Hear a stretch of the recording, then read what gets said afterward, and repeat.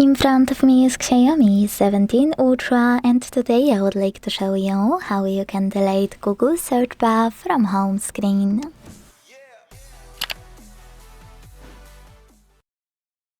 Begin by holding your search bar and waiting for this pop-up to show.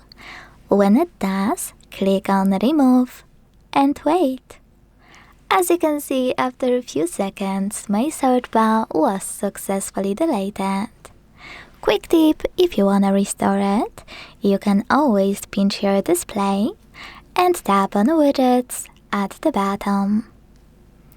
Then you can scroll and click on this section here. Tap on All next to Apps with multiple widgets. Finally, look for Google One. Click on it. Swipe to the left once. And tap on Add to Home Screen under Google search bar. Then you can hold it and place it wherever you want to.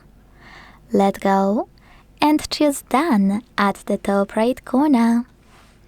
Thanks so much for watching. If you enjoyed this video, leave a like, comment and subscribe. Bye!